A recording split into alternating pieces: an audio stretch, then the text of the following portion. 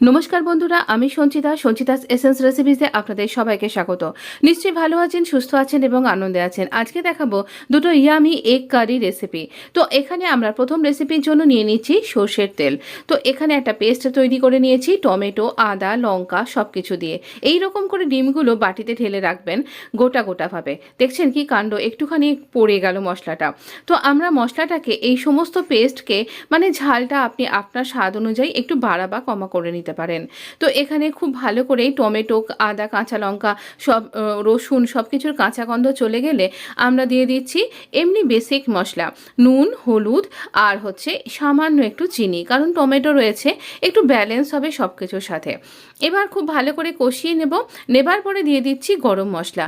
হ্যাঁ, গরম মশলাটা আমরা রান্না করার আগেই দিয়ে দেব, রান্নাটা করতে করতেই দিয়ে দেব, কারণ আমরা তৈরি করছি এগ পোচ কারি বা আপনি এগ ড্রপ কারি বা একে শাকসুকাও বলা হয়, ডিম তেলানিও বলা হয়, অনেক নামেই কিন্তু আপনি এটা খেয়ে থাকেন হয়তো।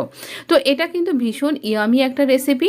ডিমের কুসুমগুলো এইরকম আলাদা আলাদা করে বাটিতে করে ঢাললে পারে একদম গোটা গোটা থাকবে, এই রকম একটা গ্যারান্টি কিন্তু দেওয়া যায়। তো এইভাবে আমরা এটাকে হতে দেব, একদম আঁচকে কমিয়ে দিয়ে আমরা এটা হতে দিচ্ছি। তো এরকম চাপা অবশ্যই দিয়ে দিতে হবে।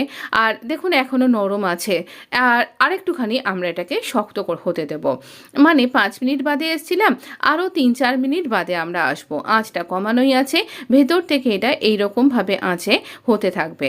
এটা খুব আঁচ জোর করে দিলে কিন্তু পুড়ে যাবে। তো আমরা এখানে প্রায় 7-8 মিনিট বাদে এসে এটাকে উল্টিয়ে দিচ্ছি। অ্যাকচুয়ালি উল্টে দেবার দরকার নেই, কিন্তু আমার বাড়িতে এরকম একটু উল্টিয়ে দিয়ে খেতেই কিন্তু সবাই ভালোবাসে। তাতে কি হয়, দুটো দিকেই ভালোভাবে এই মশলার জুসটা মিশে যায়, গরম ভাতের সাথে একদম জমে যাবে। চলুন দেখে নেব সেকেন্ড রেসিপিটা। এটাও কিন্তু খুবই ইয়ামি। তো এখানে এই ইয়ামি এগ কারিটা কি করে তৈরি করবেন, আরও কম মশলায় তৈরি করব।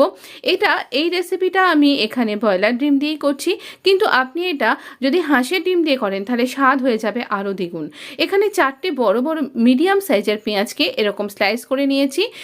একটু জিরে, তেজপাতা, শুকনো লঙ্কা ফোড়ন দিলাম। ফোড়নের গন্ধটা ভালো বেরোলেই আমরা এই পাতলা পাতলা করে কাটা কাঁচা পেঁয়াজটাকে ভেজে নেব। এই রান্নাটায় কিন্তু পেঁয়াজকে এরকম স্লাইস করেই কাটতে হবে।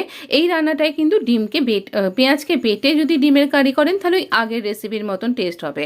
এটাতে এরকম করে কিন্তু এটা করতে হবে, ভীষণ ইয়ামি হয়। পেঁয়াজকে খুব ভালো করে ভেজে নেওয়ার পরে আদা, টমেটো, কাঁচা লঙ্কা দিয়ে দিচ্ছি একই সাথে নুন, হলুদ এবং একটুখানি চিনি।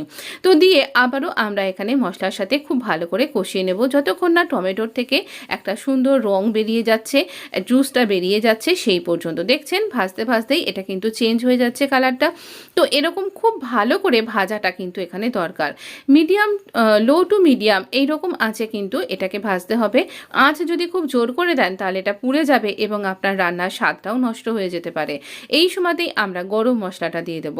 গরম মশলা এখানে দেওয়ার একটা বড় কারণ হচ্ছে যে এই গরম মশলার পুরোপুরি ফ্লেভারটা এই মশলাটার সাথে মিশে যাবে। দেখতেই পাচ্ছেন গরম মশলা দেবার পরে কালারটা কিন্তু আরও খানিকটা ডার্ক হয়ে গেল।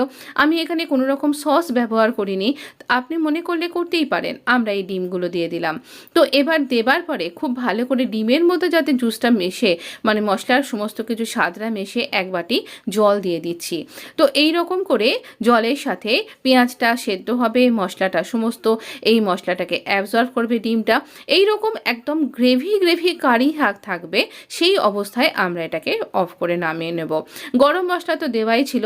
এই রান্নাটায় কিন্তু ধনেপাতা বা আর অতিরিক্ত ধনের গুঁড়ো, জিরের গুঁড়ো এই রকম মশলাগুলো কিন্তু ব্যবহার করবেন না, তাহলে এর স্বাদটা কিন্তু অন্য রকম হয়ে যাবে। তো এখানে এই রকম সিম্পল মশলায় এই কারিটা একদিন বানিয়ে খেয়ে দেখুন। আমি তো বলবো সত্যি অসাধারণ, ভীষণ ভালো, ভীষণ ইয়ামি। আপনার একতারা গরম ভাত কোথা দিয়ে উঠে যাবে টেরও পাবেন না। তবে হ্যাঁ, এটা জিরা রাইস কিংবা গরম রুটি, চাপাটি, রুমালি রুটি এগুলোর সাথেও কিন্তু ট্রাই করতে পারেন। আমি এখানে এই রকম করে এটা সার্ভ করে দিচ্ছি। আমার তো এটা হট ফেভারিট একটা ডিম এগ কারি বলতে পারেন। আমাকে যদি কেউ এটা রোজ খাওয়ায় তাহলেও আমি এটা রোজই খেতে থাকবো। ভীষণ ইয়ামি, ভীষণ সুন্দর খেতে লাগে। আর গরম ভাতের সাথেই আমি এটা সাধারণত ট্রাই করে থাকি। তবে হ্যাঁ, রুটি দিয়েও আমি একবার ট্রাই করেছিলাম, ভীষণ ভালো লাগে। হ্যাঁ, লঙ্কাটা স্বাদ অনুযায়ী আপনি বাড়া বা কমা করতে পারেন, কিন্তু ওই যে বললাম এর সাথে ধনেপাতা, ধনের গুঁড়ো, জিরের গুঁড়ো এগুলো কিন্তু প্লিজ অ্যাভয়েড করুন, তাহলে এর স্বাদটা নষ্ট হয়ে যাবে। চ্যানেলটা যদি আপনার এই ভিডিওটাতে একটা একটা লাইক দিতে ভুলবেন না। চ্যানেলটা ভিজিট করুন, নিশ্চয়ই ভালো লাগবে। আর তখনই সাবস্ক্রাইব করে অল নোটিফিকেশনটা অ্যাপ্লাই করে দিন। ধন্যবাদ বন্ধু, ভালো থাকুন, সুস্থ থাকুন, দেখা